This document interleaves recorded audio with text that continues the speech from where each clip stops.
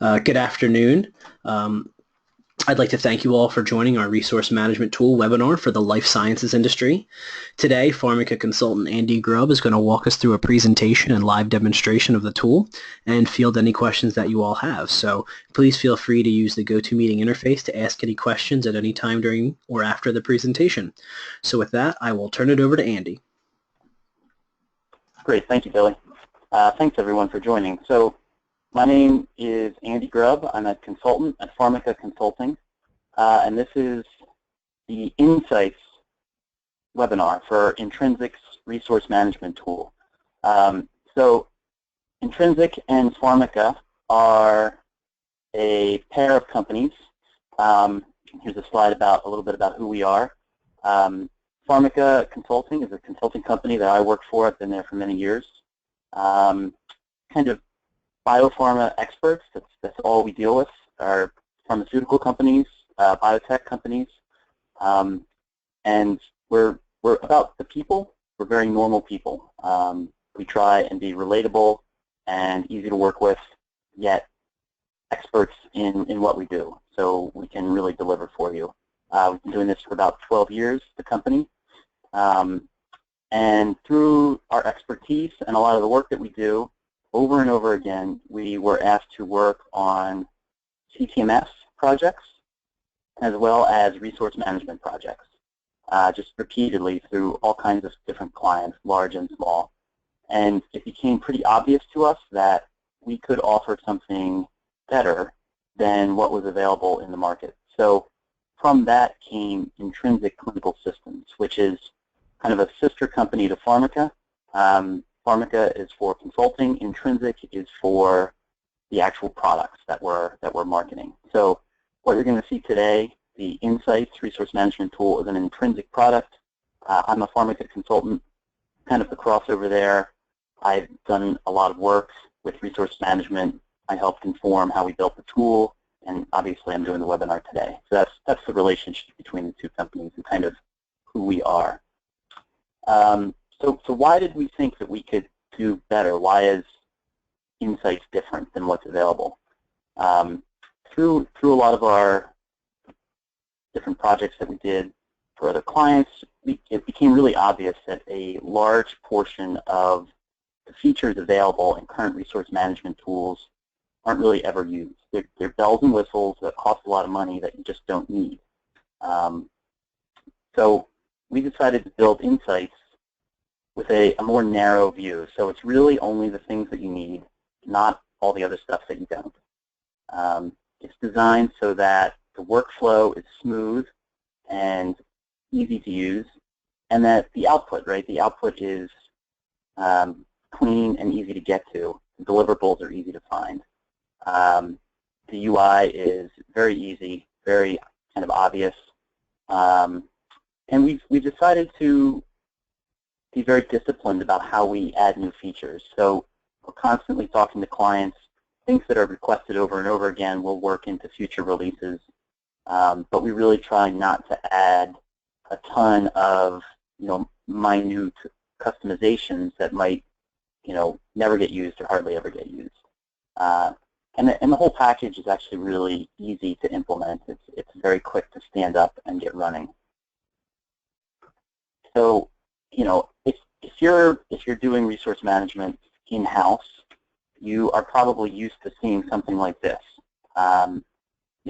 Excel worksheets, tabs, files, page after page of calculations, conditional formatting, cutting and pasting, month after month. Maybe some macros built in. Trying to keep all this straight, formatted properly. The file has to live somewhere on someone's machine who may not be there in a year. It's possible to do resource management this way. You can do it. It's just a giant hassle to try and work this way. The other end of the spectrum is the million-dollar solution. So these off-the-shelf tools that cost an arm and a leg just to buy. Plus, you have to have the team to run them. So it's a suite of people to program them, to actually enter the data, to pull the data out, to report on everything. I was part of a team like this at a Big 5 pharma company, and it was a massive enterprise just to kind of keep the monthly process going. it was a giant hassle. There were good results at the end of the day, but it was a very expensive, very large team to run. So the problems with these kind of two ends of the spectrum, the current solutions, if you're big pharma, you've seen that these off-the-shelf solutions have just become incredibly complex. You need huge teams to run, and of course they're very expensive, right? They're over $1 million to buy, not to mention the upkeep. And you need very specialized knowledge to even just program your algorithms into them. If you're more of a mid-sized company, you might still have all those Excel files that you saw. You might have one of these off-the-shelf things.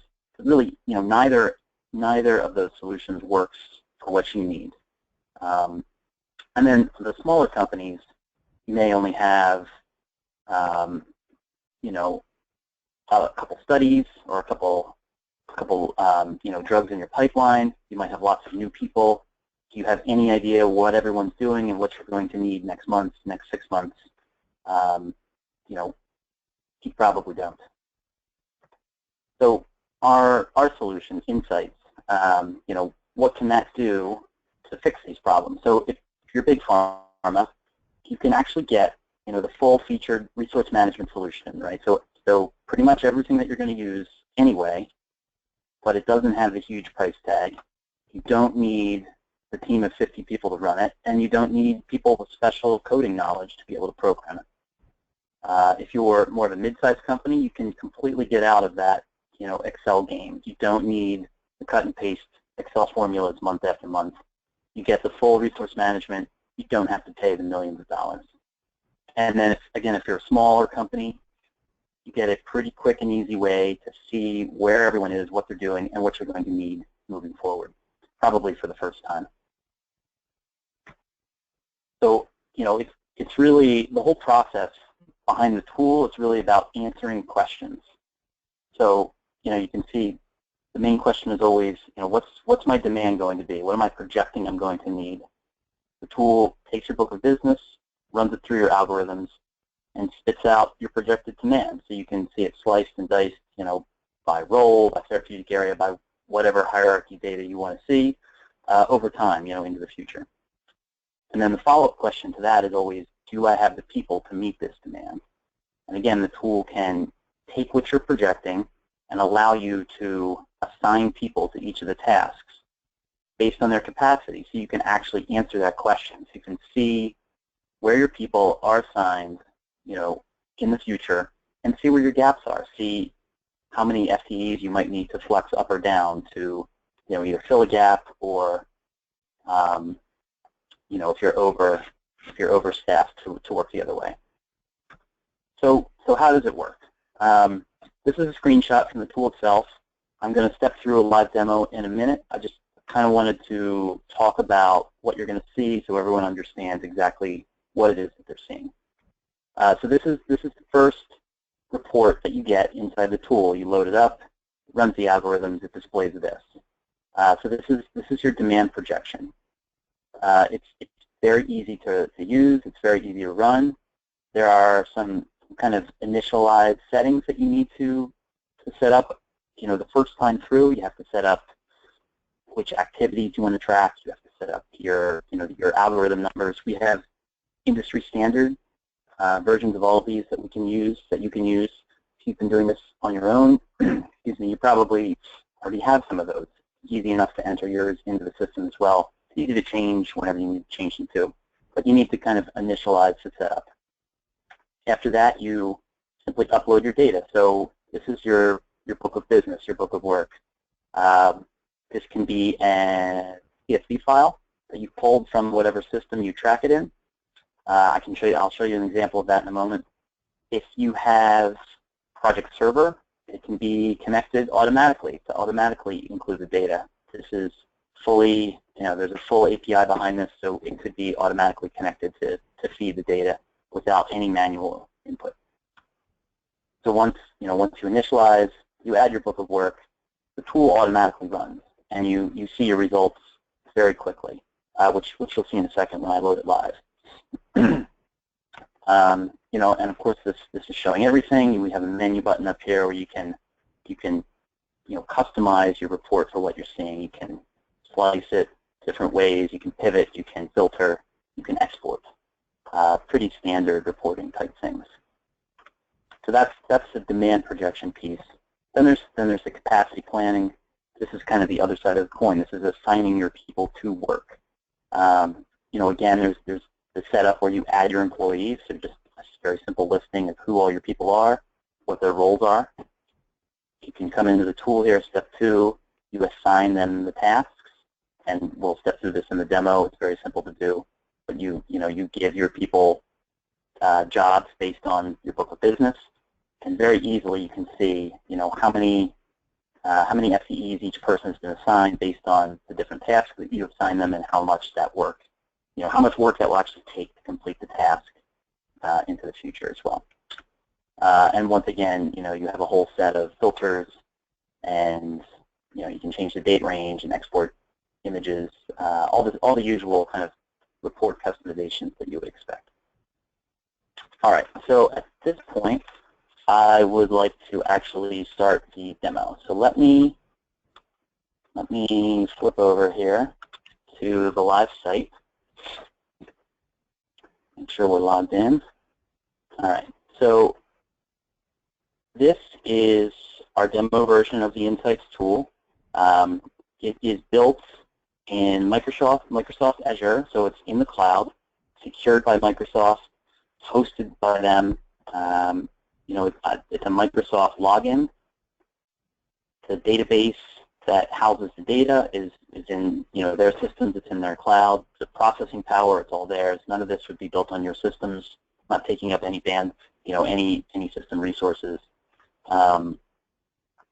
It's Microsoft secured. If you already have an Office 365 account with them, it can most likely be federated with the tool, so you don't have an extra login that you need to remember. You simply log into your account. If your personal user has been added to the tool, then you would have access to it.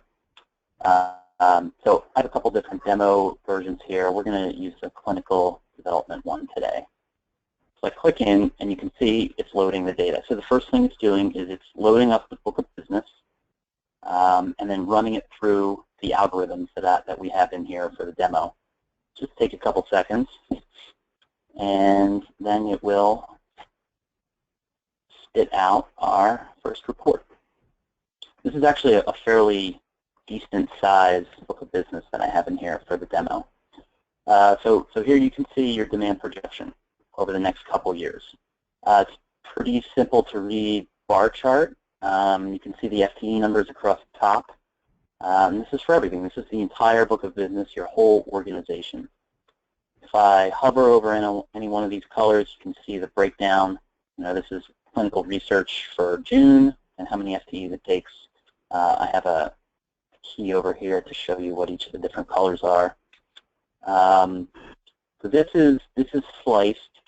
If I click on the menu up top, this is sliced by organization. It's also sliced by department.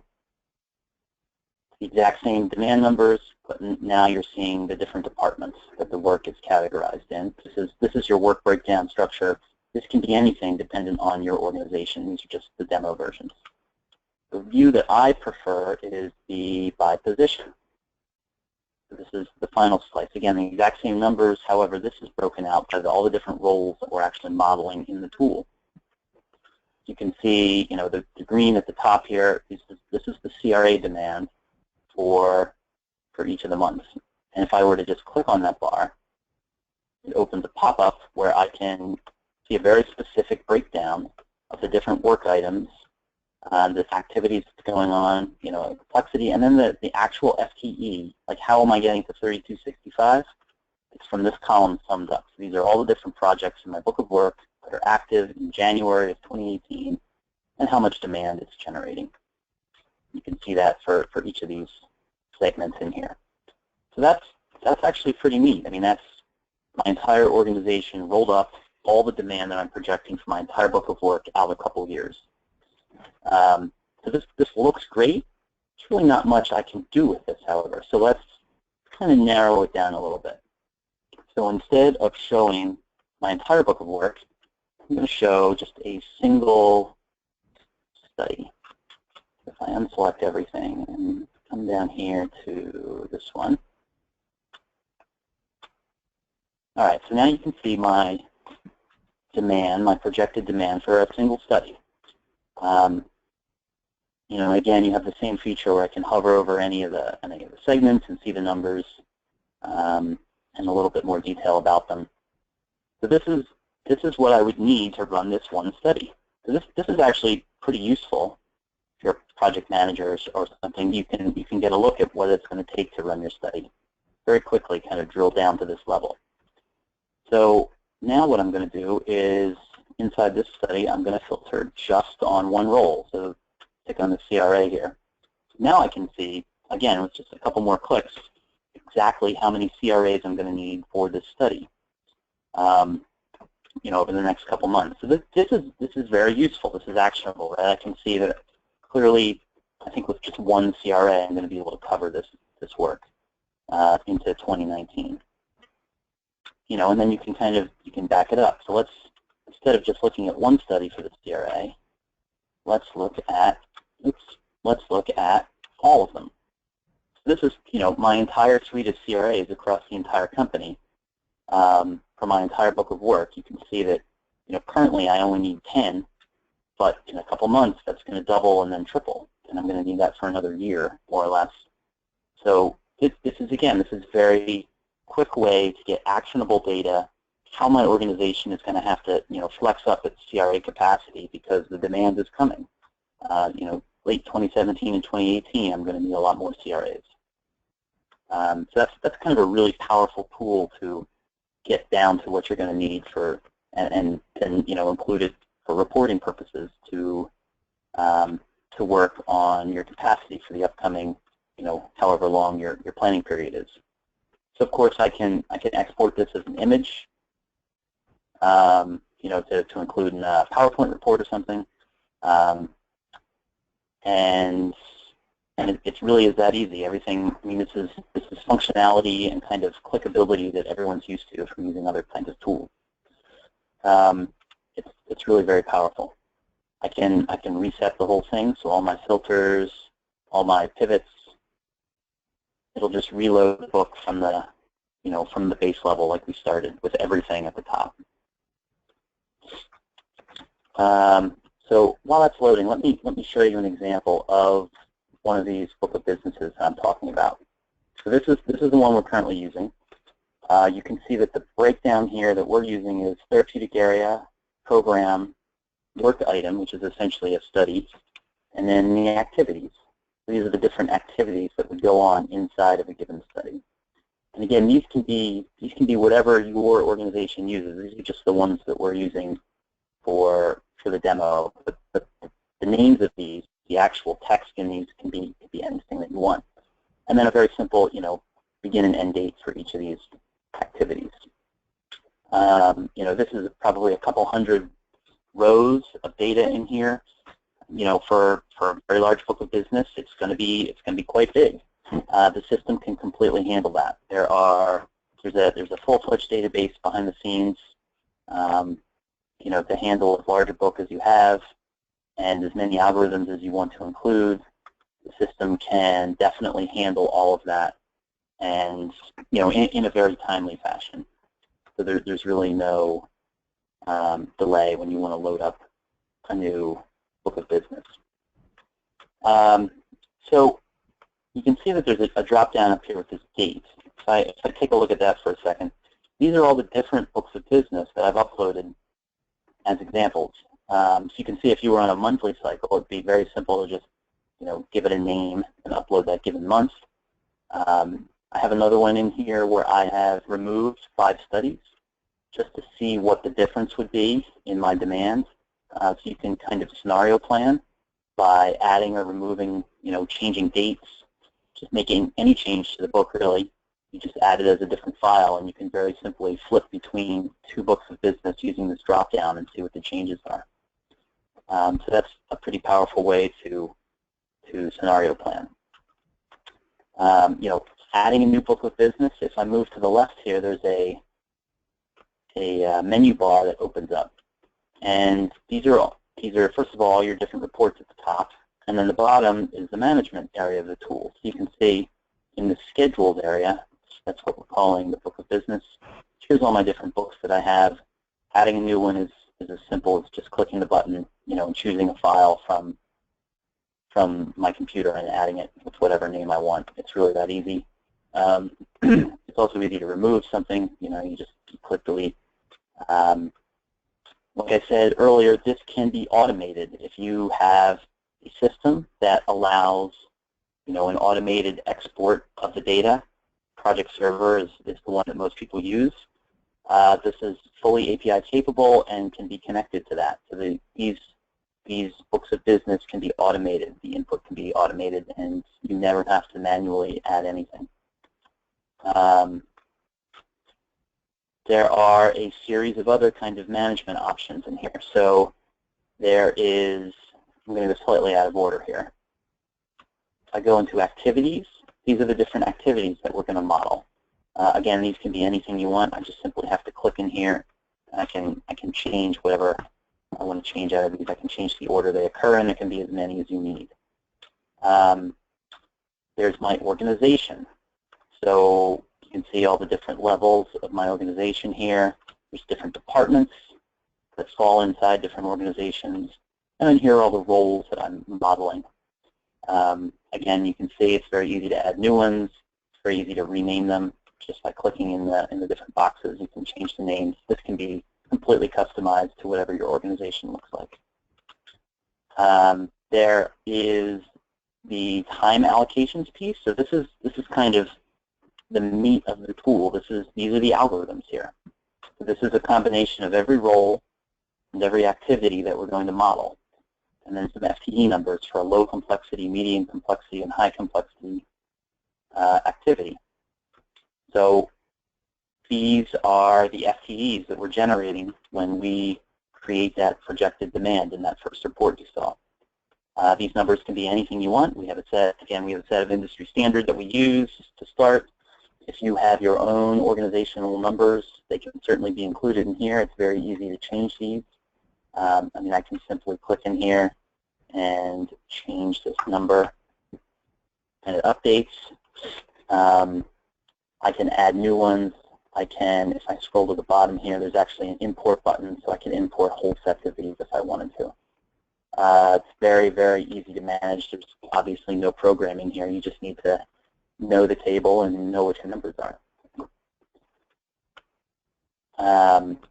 Finally, there's this last piece of management, this complexity rule. So the tool allows you the ability to kind of set up some logic to determine if a given study or activity would be a different complexity than normal. It always assumes a medium complexity, all other things being equal. But you could set up a rule here. If the therapeutic area is oncology, just as an example, maybe the complexity is high, or some other key. You can see there's some other keys and other values. Let's say that you are tracking number of patients or number of sites in your book of business. If the number of sites is greater than 10, maybe the complexity is high. Some kind of logic to that. You can set up a series of complexity rules, kind of trigger changes in your book, or changes in your algorithms, excuse me, to fire off at higher values or lower values if something was a low complexity. To really kind of make your algorithms more granular and a little more exact based on different rules that your organization might have. But together, all these different management pieces, this is the tool. So you would initialize these different things. You'd set up your allocations and your FTE values, and then you're just simply adding your book of business however frequently you want, and you can model as much as you want. All right, so let's move to one of the other reports here. So I'm going to show you quickly this timeline visualization. This is basically a Gantt view of the book of business. So that Excel file that I was showing you earlier, this is the same data but put in a Gantt type chart. So you can see all your studies and activities, on the left, and then the bars showing the different date ranges for each of those activities. And if I hover over any of them, you get a little bit more detail. And then I can collapse them if I wanted to just kind of see a high level when all my different studies run. But this is the entire book of business. So if I scroll down here, you'll see all the different activities that I'm tracking in my tool. This is kind of a neat view that a lot of clients have asked for. And again, I can kind of change the display mode or export an image if I wanted to include this in a report somewhere else. All right, so that's kind of the one side of the tool is the demand projection, right? Visualizing exactly what we're going to need in the future. The other side of it is this other report here, this capacity planning report. So now that we know how many FTEs we're going to need moving forward, let's get people working on them. So in the management section, there's an employees area here. This is simply a place to add in a list of all your people. So that's who all these folks are here that you see. I've added in a bunch of them as an example and given them all different roles. So these are all the database programmers. If I want to filter down here, I have all different positions in here. Let's just show the CRAs again. So these are all my CRAs that I currently have on the books. You can see there's a whole bunch of them in here. I want to assign them work. I want to see, who has capacity, who does not have capacity, and make sure that all my projected demand is covered, through the next however long, next year. So if I select Oscar here and click inside of his cell, it'll tell me a little bit about him. It'll show me that he works 100%, so he's a full FTE. Again, this can be changed in that employee table. I could make him, some partial number. And I want to manage his tasks. So I get a pop-up for Oscar with a little bit more information about what he's doing. He's currently not assigned to anything. Let's pick something for him. So if I pick this one study, you can see that it's a full FTE. This is 100% of his time to do this work. And I can schedule it for 1 month in February, for just February. So add that in. Oh, I didn't hit the button. Sorry. This one, February to February. Let's add task. There it is. So now you can see that Oscar has an FTE of 1, and you can see he's assigned to that study for February. But let's go back and assign him long term to that task. So I can go back in to the thing and let's assign him for a year, and we'll add it. So now we can see that Oscar has that full FTE assigned to him for an entire year. Well, maybe we know that Oscar is going on, he's going to take some time in June, July, and August. So I can go in, and at the bottom of my task here, I can assign him other. Let's say he's taking some paid time off. He's going to take 1 day a week, so that's 20% of his time. You can add that task right in. But he's still assigned to the study 100%. So you can see that now all of a sudden he's turned red for those 3 months. He's over-allocated. He's going to be gone 1 day a week, so that's 20% of his time, but he's still assigned to 100% study. So, with a few clicks of the button, you can very easily see where you're going to have unmet, work that needs doing, who is over-allocated, who is under-allocated. You can assign people to different tasks, across their duration, just for single months. It can be very broad strokes. It can be very granular. It's completely up to how you want to manage this. But it's a very powerful way to assign your people to work and then get a pretty good picture of exactly what they're doing at any given time. And again, like I said, you can filter and pivot and change the date ranges here. To see exactly what you're going to do, exactly what you want to see. You can export everything as an image to include in reports. So that's the other half of the tool. you're projecting demands, you're planning your capacity. You know, those two things fit together very well, and this is designed to be a fairly simple and straightforward way to manage those two things, yet be powerful enough to kind of give you the answers that you're interested in. So I think I'll pause there and ask Billy if we have any questions. Hey, thanks, Andy. Can you hear me all right? Yep. Perfect. So we got a couple questions come in. The first question we received is, can we create algorithms and roles specific to our company? Yeah, so that's a good question. I'll show that again here. So in the tool management section on the left side, you actually absolutely can do algorithms and roles. So there are, excuse me, if I go into the time allocations piece, these are the algorithms, right? So I can create whatever I want out of this. I can, you know, have this statistician, you know, this could be 10, and this next one can be 20. I mean, I can make these whatever I want. So these are custom algorithms for my organization. So just on the fly, I can make, you know, if I have some specific role that's custom to me, with very, you know, custom FTE numbers, it's very simple to go in here and modify what's here. Add a new allocation, you know, I can pick the role, I can pick the activity, I can put in the numbers. It's designed to be very modular in that respect. Again, these are all demo, you know, dummy instances that I've stuck in here, but these could be anything, and they would be anything. You know, for your organization, we would absolutely customize this, you know, with your list of roles, your list of activities, your FTE numbers. That's part of the initialization that would be, you know, setting up the tool for you. Okay, great. Next up, we have, can we import timeline data into this tool? We use Project Server. Yeah, so that's not by default set up that way. You know, in the schedules management piece here, you know, it's a manual upload. I'm clicking the add a schedule, I'm choosing my file, I'm uploading it.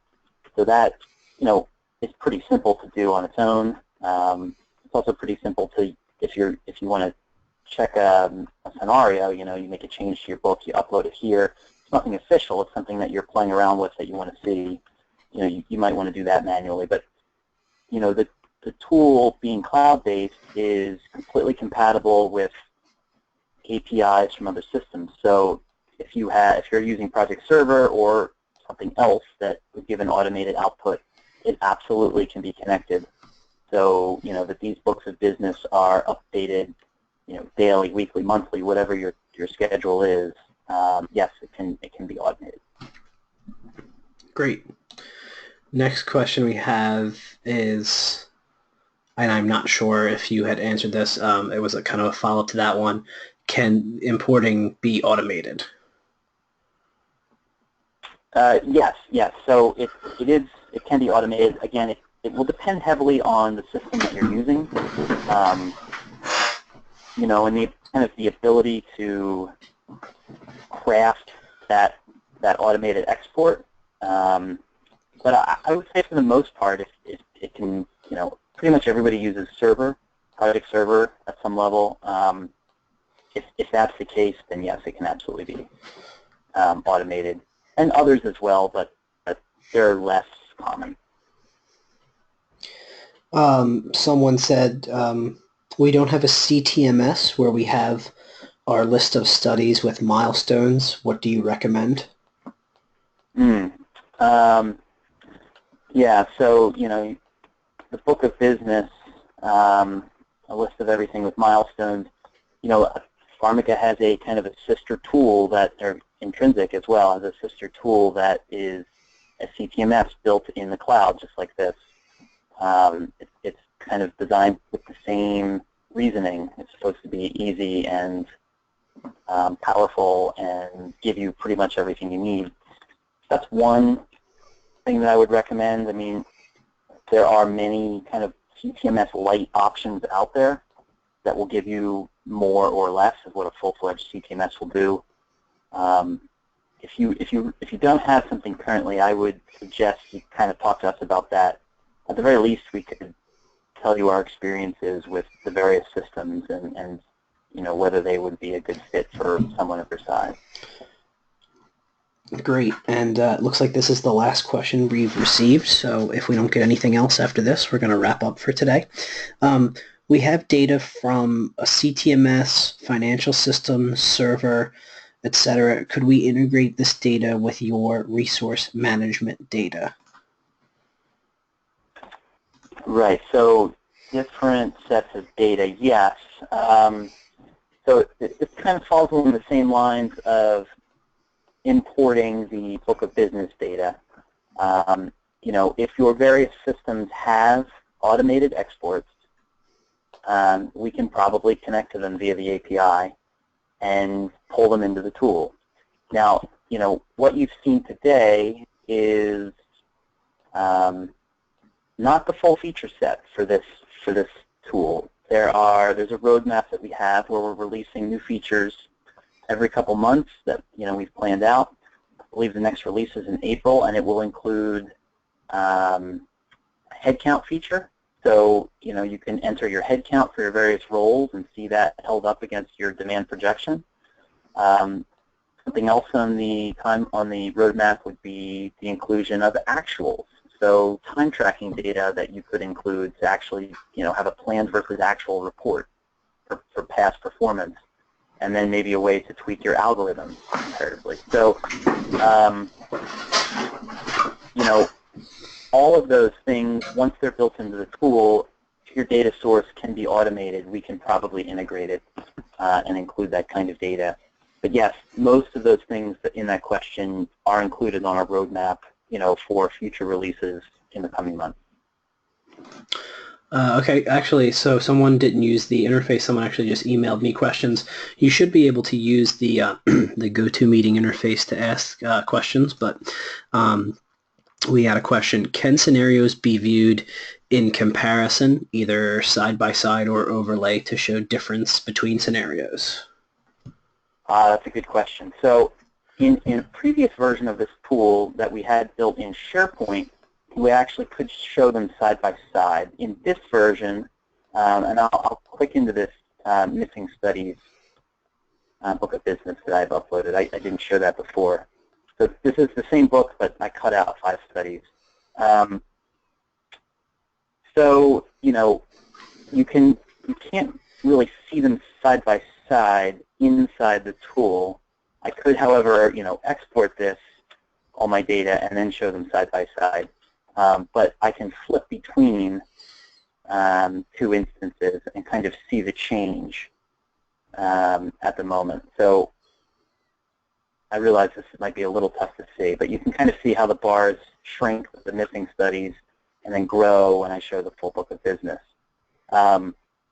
So that the comparison feature is actually something that we've talked about including in the future releases. I think that's something that people ask a lot about, and is a really powerful thing to see the two books held up side by side to each other. So I would expect that to be included in the future. At the moment, you can't see them side by side. You can, however, pretty easily flip between a couple data sets and see the changes. All right, so this seems to be the last question we've received today.